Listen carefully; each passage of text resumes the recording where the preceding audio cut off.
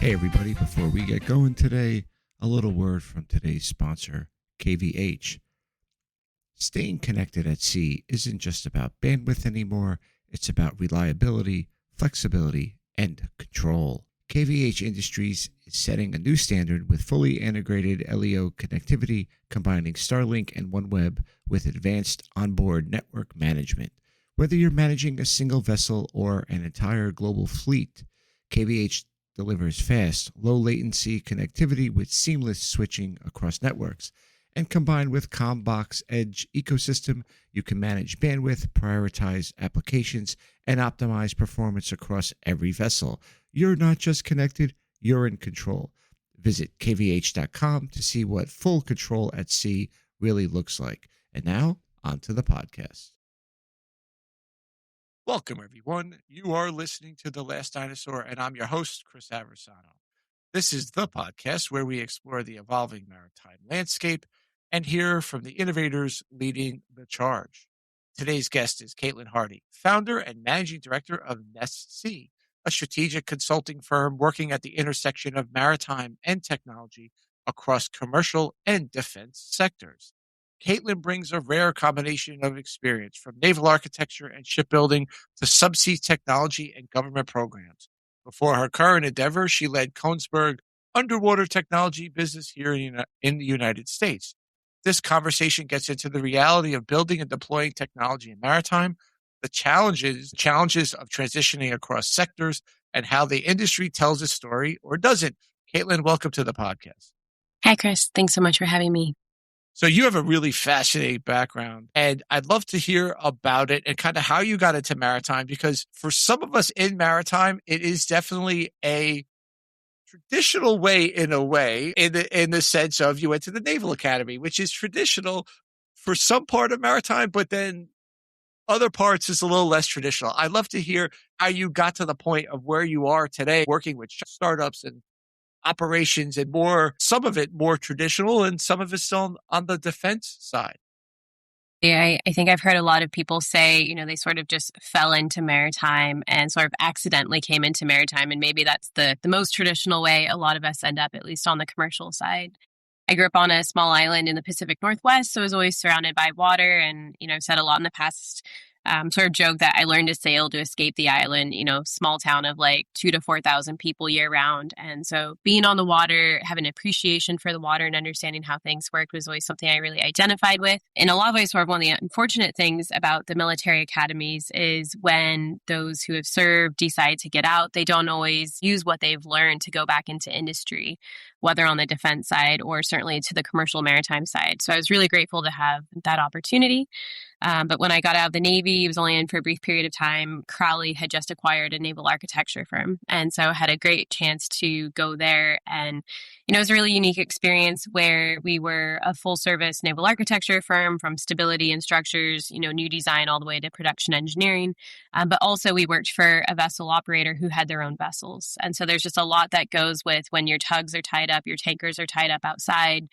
The guys running it are going to let you know if you've done something wrong. And so that's something that's always stuck with me, is we didn't have the disconnect as a design firm that I would sometimes see. Yeah, I think that's a really interesting way, because it does keep your hands-on part of that, right? Usually, when I was sailing, the office was the office, very disconnected. And I remember one time I sailed after being in the office for a while, and the captain would say, "Oh no, we're not going to tell you anything because you're part of the office." I'm like, "Well, I'm here now." So it's just very much this disconnect. And I appreciate kind of more of this, not creative, but certainly positive, if you could make it a positive feedback loop to the office between that and the ship and the vessel. It's always super important, I think.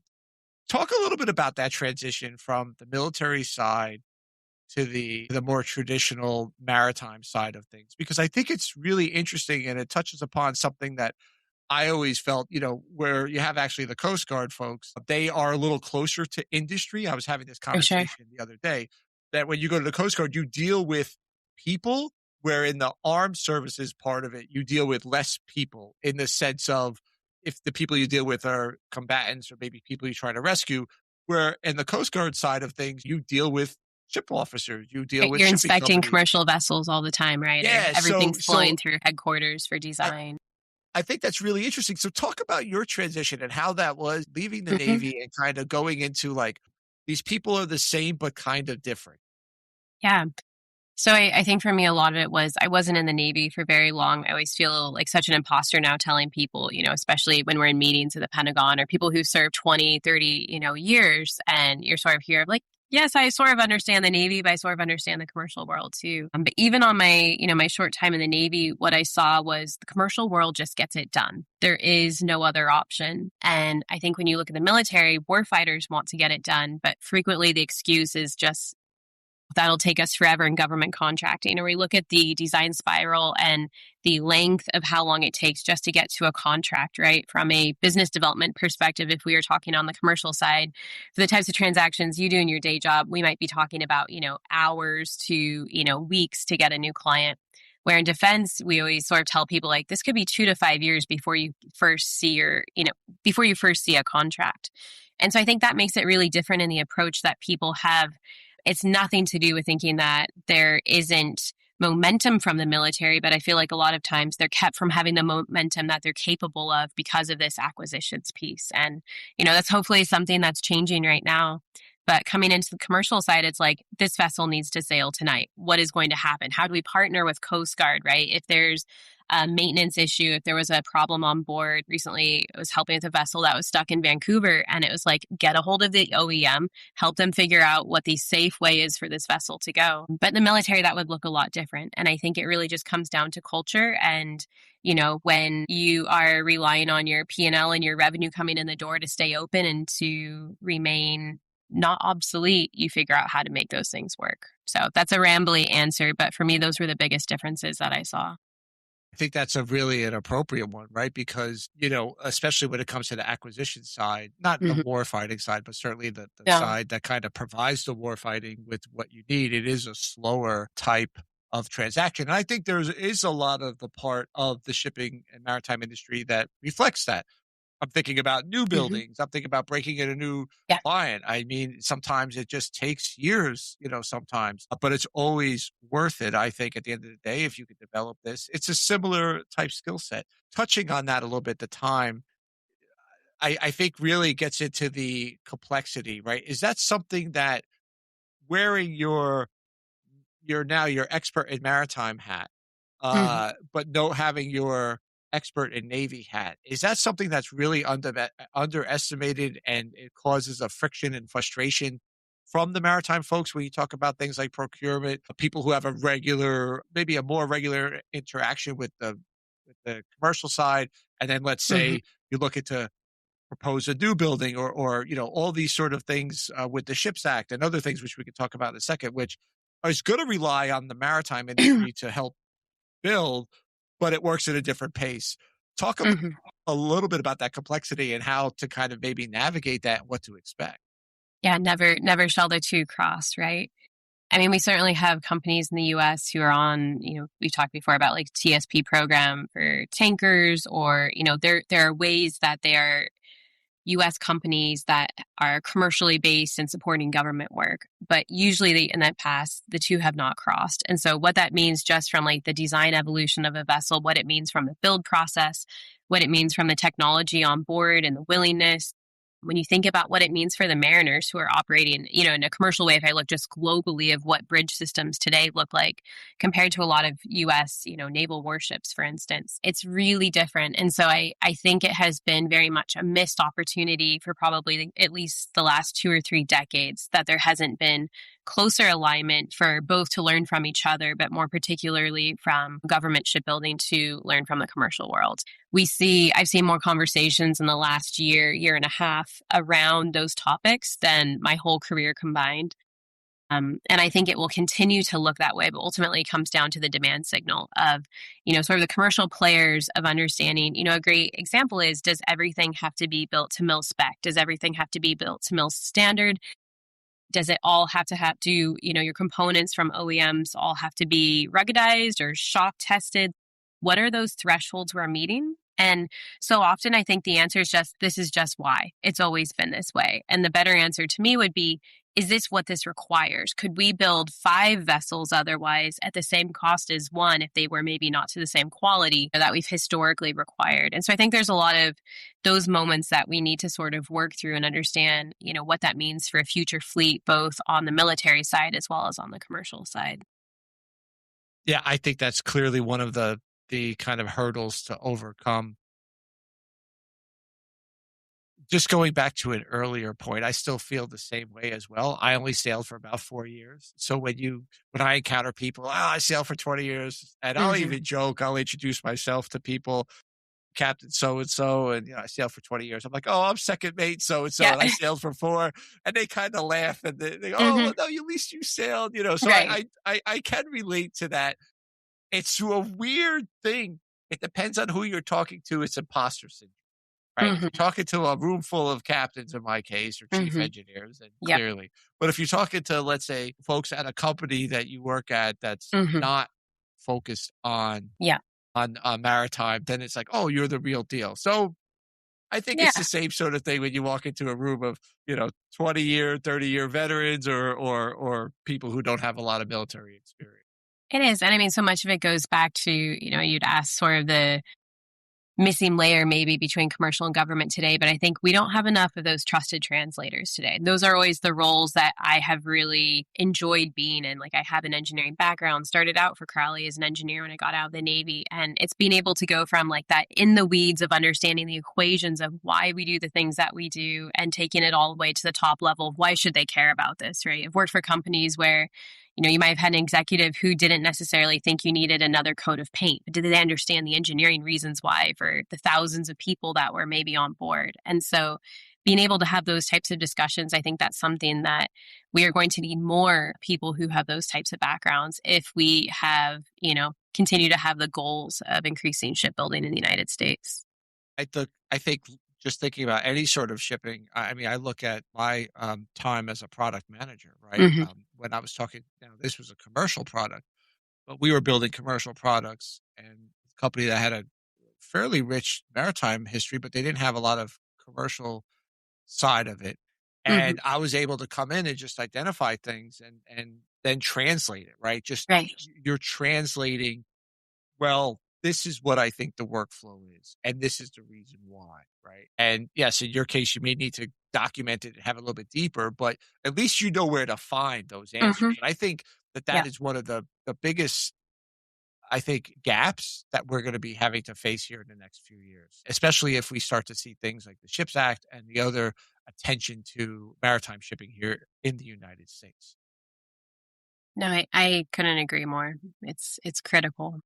One of the things I want to talk a little bit about here is what you were doing at Kongsberg. And, you were dealing with subsea and autonomous shipping, Mm-hmm. certainly autonomous shipping being a hot button issue.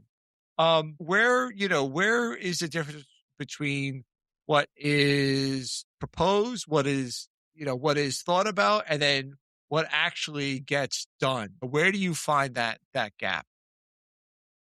That gap, it's interesting to see how this answer has changed over the last 1.5 years, where I see a lot of the gap right now. So, the way Kongsberg has approached autonomy, the way a lot of companies in this space is that autonomy is created up of a lot of different building blocks, right? Coming from sort of the Kongsberg background, they really talked about autonomy as starting with dynamic positioning systems in the 1970s. And so if we look at all these different pieces of what would it take to operate a vessel that is minimally crewed or does not have a crew on board, whether it's remote controlled, to then truly getting to autonomy where a vessel's making its own decisions.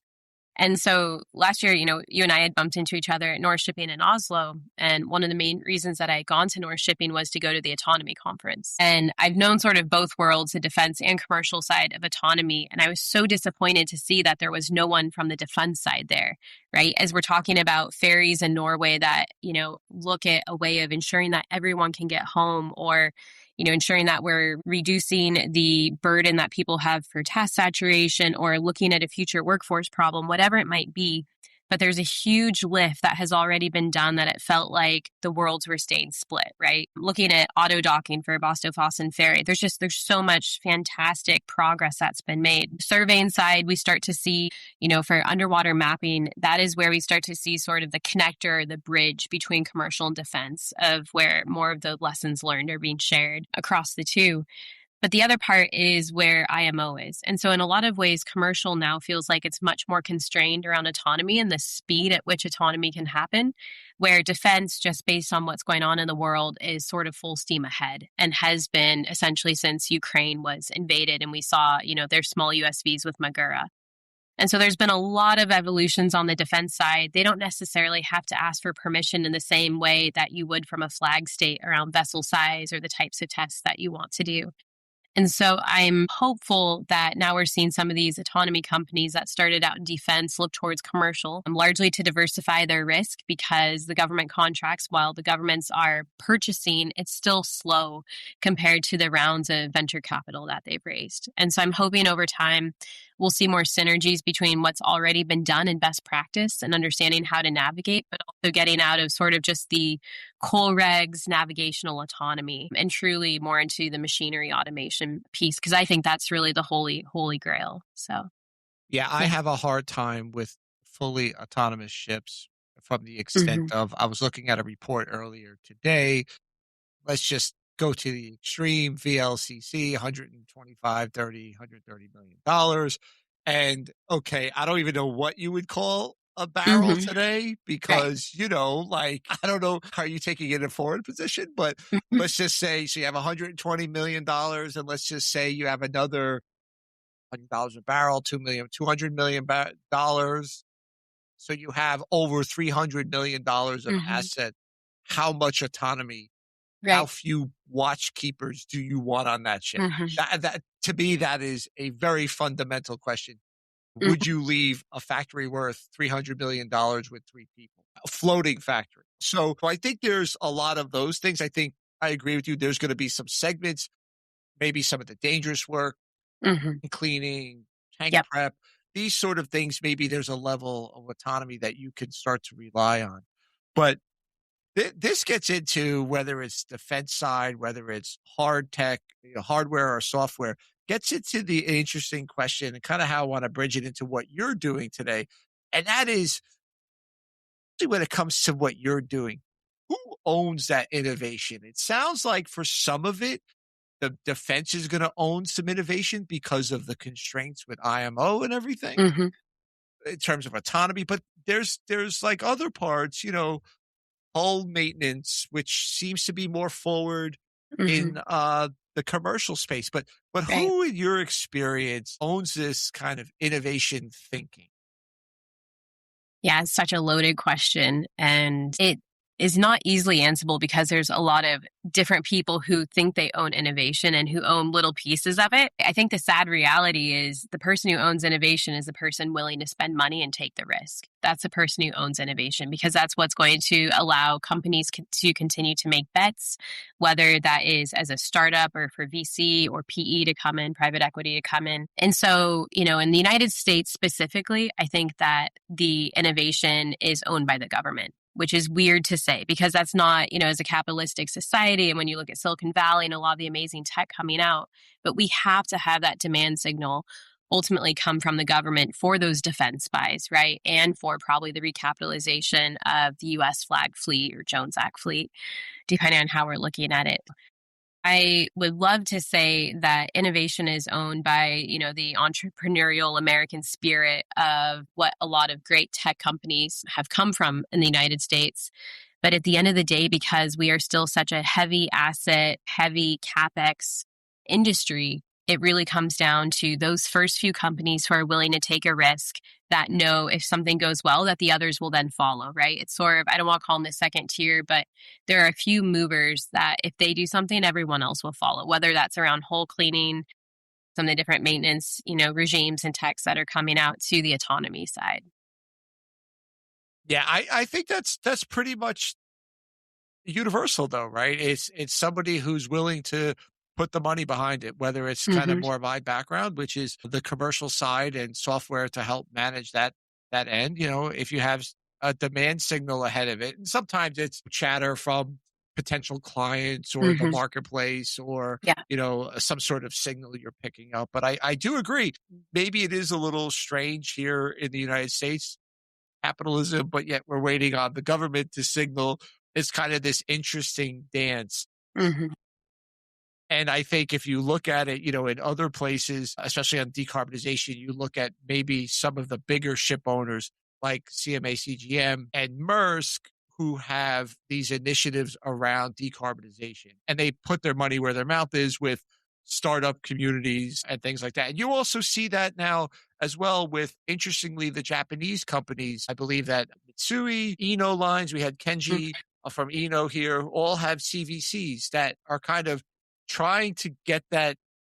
They understand some of the demand signal and they're trying to help companies, startups build around the demand signals that they see. And then hopefully they get a second mover. So I think it's kind of interesting, but certainly in what you're talking about is the main demand signal is.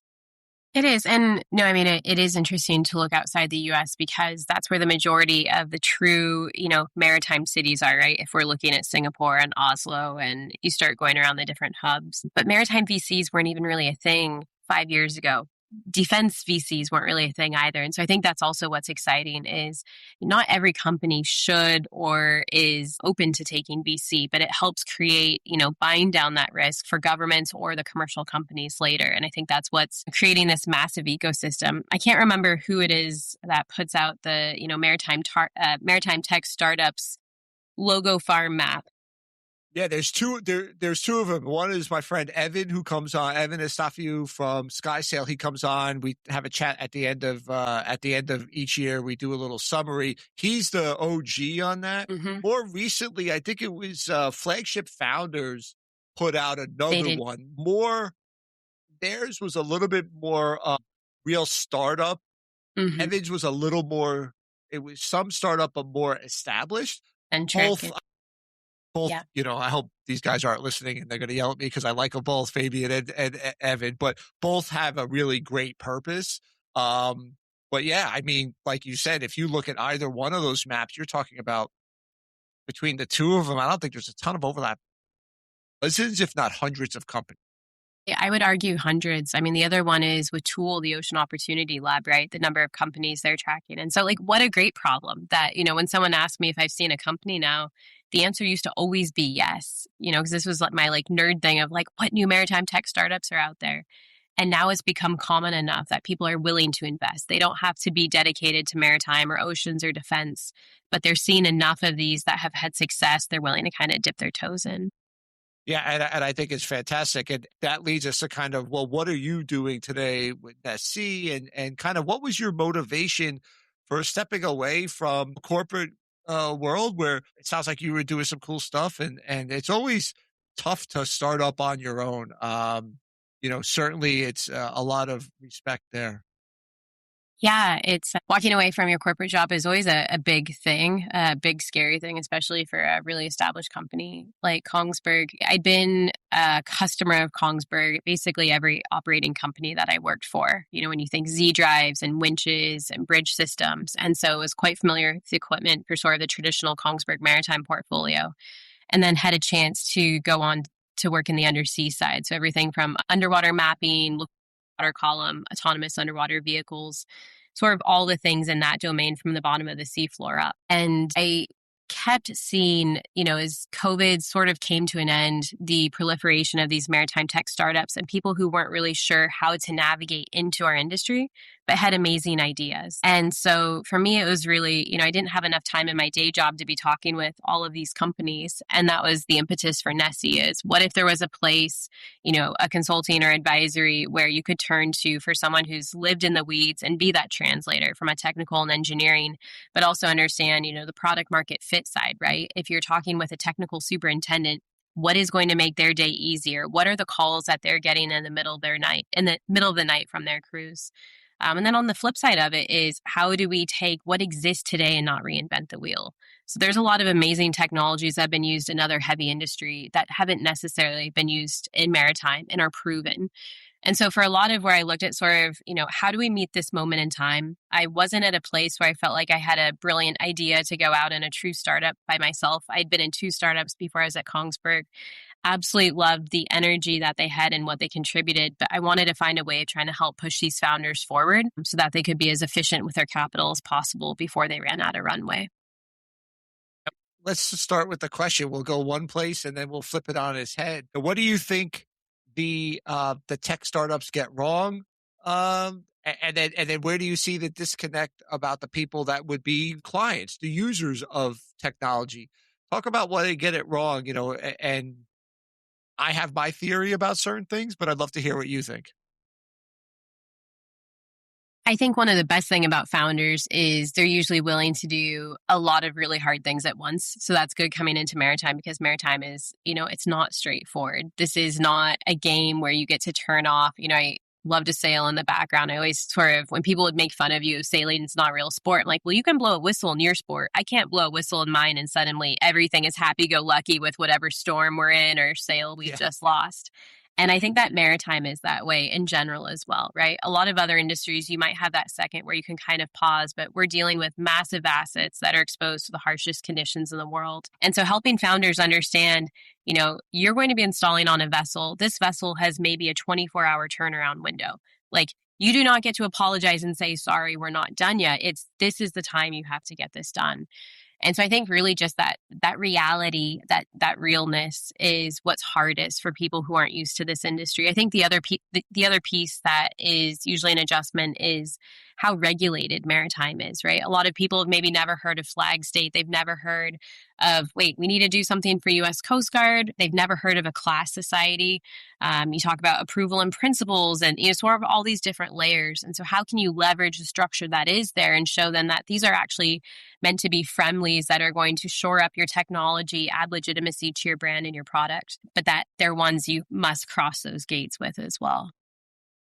And what about on the other side? What does the companies who are potentially buying it, or maybe you have even, advised companies about buying into software or hardware, saying, hey, we're thinking about taking a 20% stake in a autonomous company, in a remote company, and something like that, because we know, something is quote unquote as simple as hull cleaning. You're seeing a lot of focus on that. There, I think about a year ago, there was a firm that raised, I think it was a Series B. I want to say it was $35 or $53 million, Singapore company for remote hull cleaning. So if you think about hull cleaning, they did hull cleaning on wood ships, right? Like, so this is not like a new technology, but it raised, I think it was, I forgot the number. If you can reduce biofouling, what are your fuel saving costs at the end of the day, right? Right.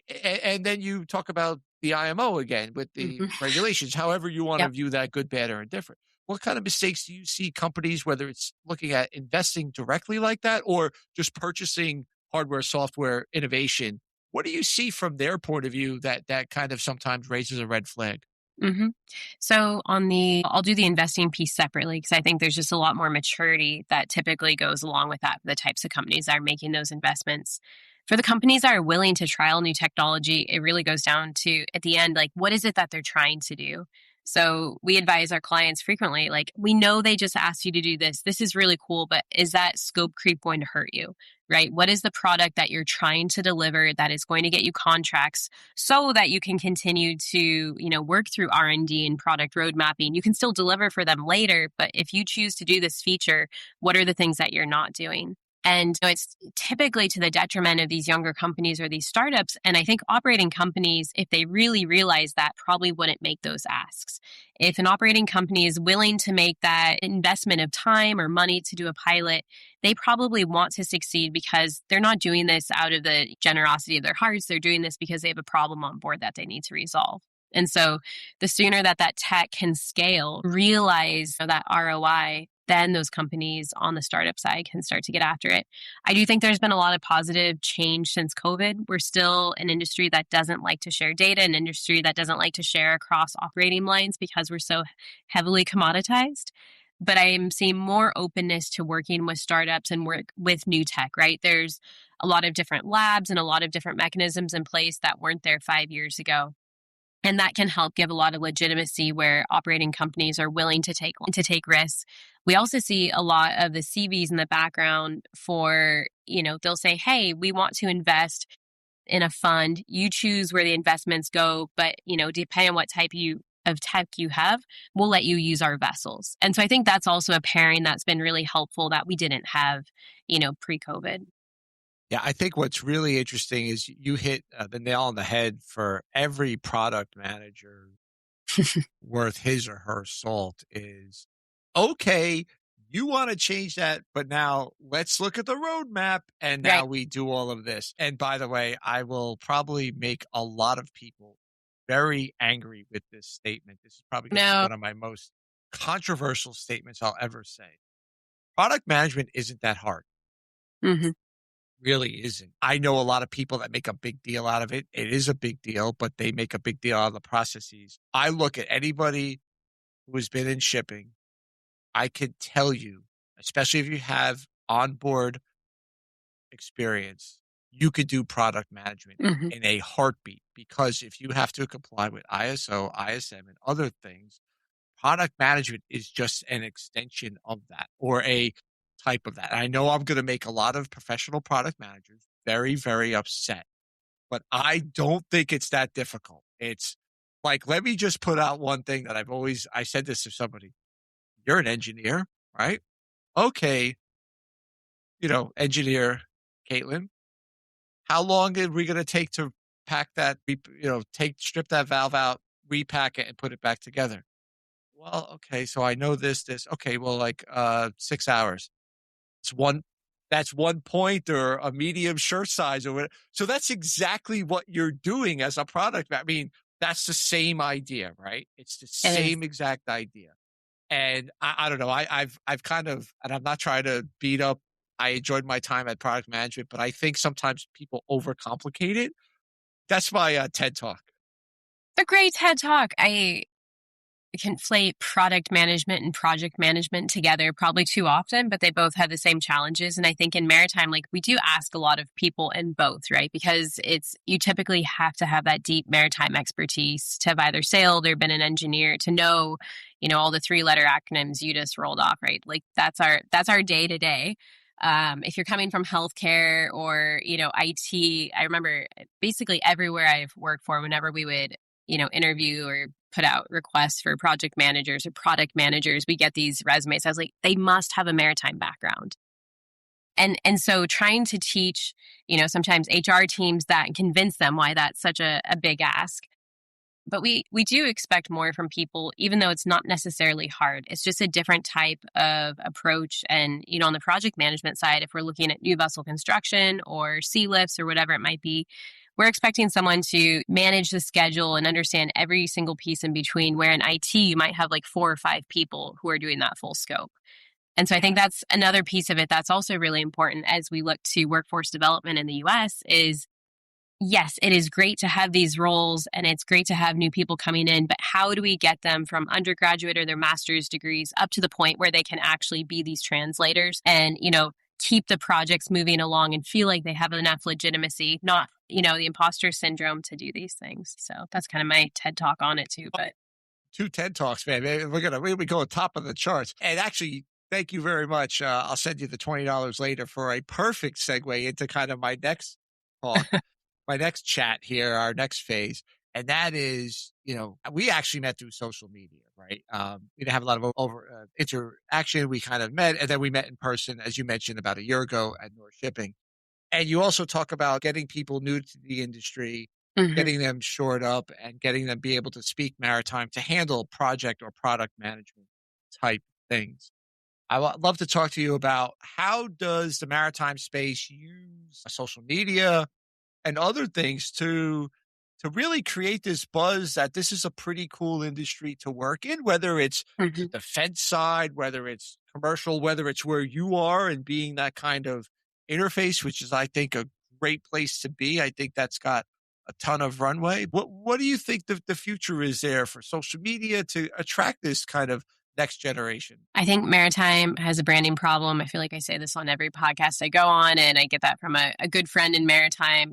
We've talked for years, like we operate in an industry that the goal is the vessels go to sea. And, once they're beyond 5, 10, 15 miles out, we can't see them anymore. And we sort of forget that they're there. I'm in Seattle, major maritime city, but most of the people who work downtown for Amazon and Google and Starbucks probably have no idea and are more annoyed more by the vessels kind of taking up their views on some day-to-days. And so when does maritime make the news? Typically when something's gone really wrong, right? But I do think you look at, anniversaries every year for and people have this infatuation with understanding what happens at sea. And I feel like it's for those of us in industry to be part of telling that story. And that's why, the Last Dinosaur is so wonderful, is you're getting these out there. But I think we need to be able to show young people and their parents of why these are really valuable jobs that AI is not going to take away in 2 or 5 or 10 or even 20 years. Like there will likely always be a person component to a lot of the maritime jobs that are out there just because of the complexities and, the risk you were talking about of, the value of a lot of these vessels. And so as we sort of see, in Seattle, we've had major, major tech layoffs.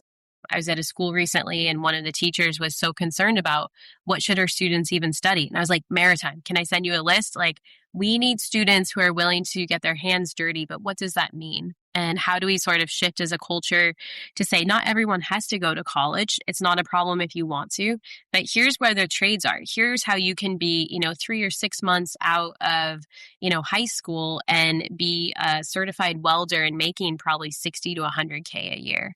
And so, for me, no one ever believes me that I'm an introvert at heart, including my husband. But I feel like as industry, it's our responsibility to tell the stories of why we're so passionate about what we do. And if anything, when I look at Gen Z and below in age, they're really looking for mission-driven work, value-driven work.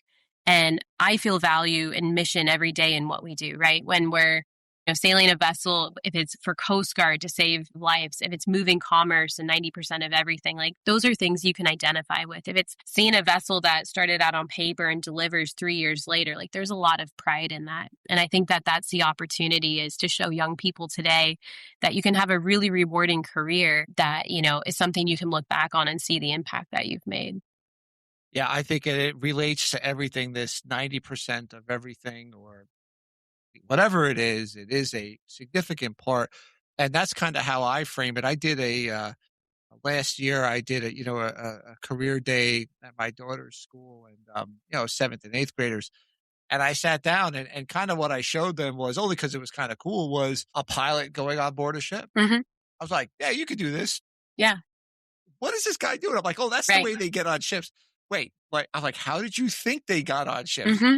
Has everybody been on a cruise? This is how, when you leave the berth and they're a couple miles offshore in Miami or Fort Lauderdale or New York, they don't stay on the ship, and you need an expert. So I think you're right. And I know there's been some people trying to champion one voice. I think that's going to be really hard to do. I think it's just going to take a lot of folks. I know you were involved in Women Offshore and other things, other organizations that try to give a great voice to the industry. But I think it's going to take a lot of different people to give a lot of different perspectives and a lot of different places. So not just here in the United States, obviously. Right. Lena Gottberg, she sits in Sweden. She does a great job. There's a wonderful podcast in the Far East and in Europe. And we just need to continue to build those out in order to get the word out. And again, not everybody needs to be on ships. You need lots of people who understand engineering, and lots of people who understand procurement, and lots of people who would love to read a demurrage statement, which I guess, you're going to need those people. Not me, that's for sure.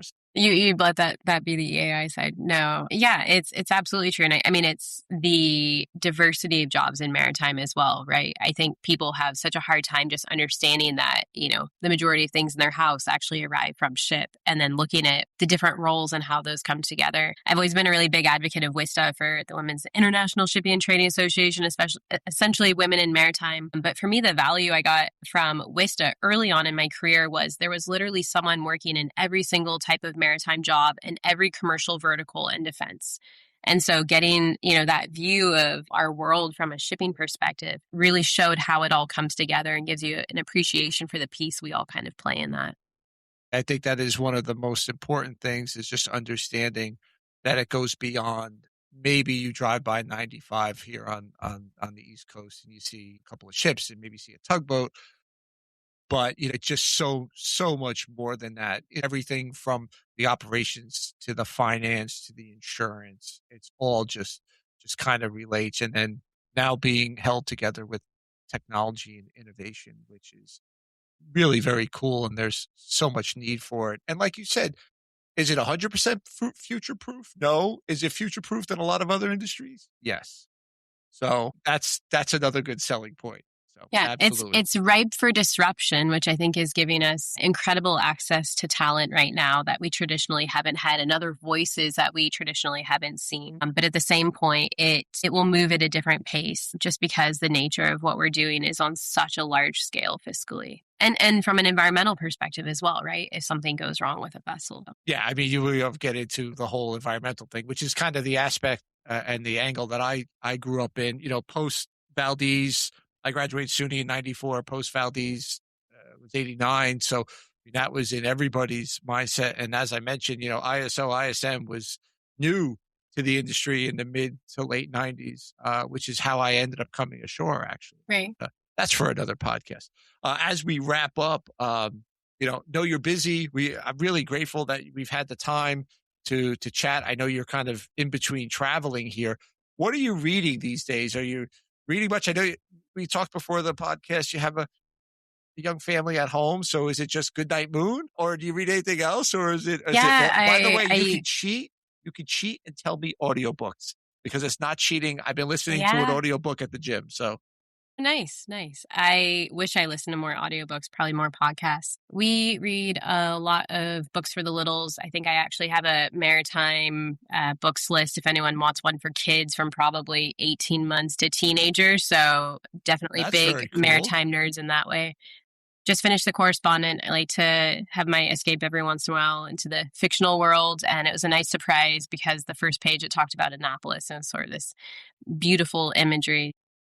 Always read a lot of maritime news, and always looking for new things to listen to. Awesome. Well, thank you so much for coming on the podcast. I really appreciate you talking about your journey. Of course, thank you for your service in the Navy. It's never that small, whether it was the 4 years in Annapolis and sailing, or, my father-in-law, I think, spent something like 30 something years in the National Guard. And it was a National Guard, then the regular military during Vietnam, and then the National Guard again for New York. So it could be anywhere, anywhere in between. It's all good service. So thank you. And thanks for coming on and talking about what you're doing and what you've done. It gives a great voice. So we talk a little bit about something that we don't normally talk about here, which is kind of the U.S. government and how that process works, which I appreciate the window there, especially with all of what we heard in the news. This is really timely, and I appreciate you coming on here. Oh, perfect. Thanks so much for having me, Chris. See you soon.